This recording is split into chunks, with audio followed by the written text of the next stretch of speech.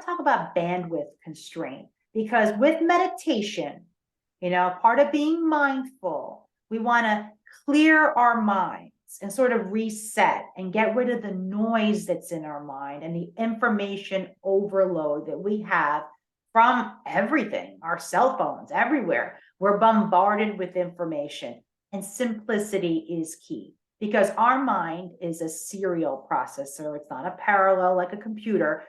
So we have limited amounts of information we can process at once. When we get too many options, too much information, our decision-making suffers. Herb Simon, who was the father of behavioral economics at Carnegie Mellon, he said, a wealth of information gives us a poverty of attention.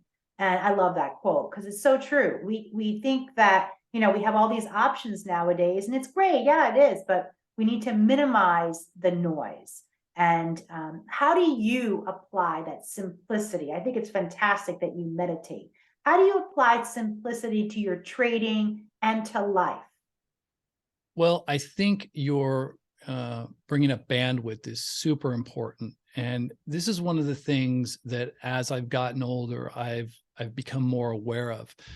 No matter who you are, you only have limited resources. And I don't mean financial, although most people's financial resources are finite. I mean, you have limited time, you have limited energy, you have limited focus, you have limited patience.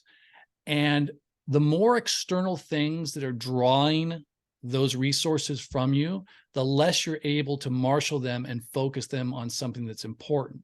So as I've gotten older and hopefully a little bit more wiser, I've been doing things like cutting out all those extraneous things, just like we talked about before, the sunk cost fallacy, right? Being able to identify those and go, I don't need to do that, or I don't need to waste my time with this person. I think one of the big things is social media and the noise that is out there in the world.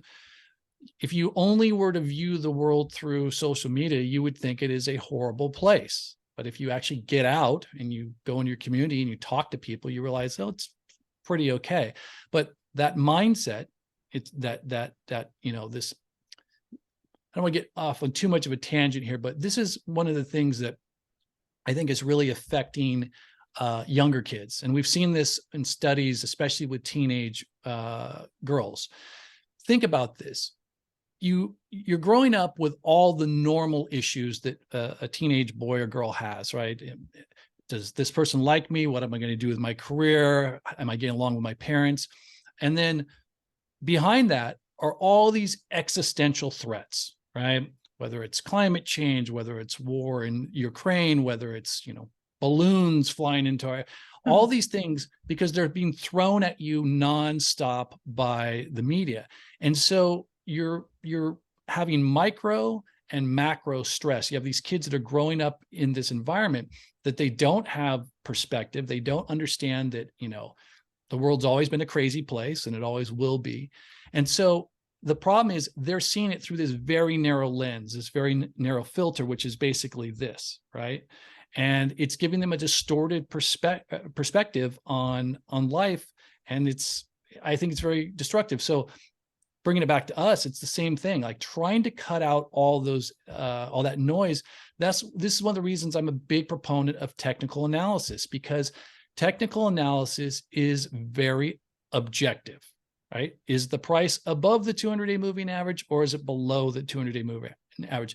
I'm not smart enough, nor do I have the time or the energy to go into all the subjectivity around a stock or around an equity or around a macroeconomic event. It's noise to me. There's no way I'm going to know if I'm right or wrong about it. So to me, technical analysis is a way to filter out a lot of that excess noise and to keep you focused on what's important. And as our friend Brian Shannon always says, only price pays.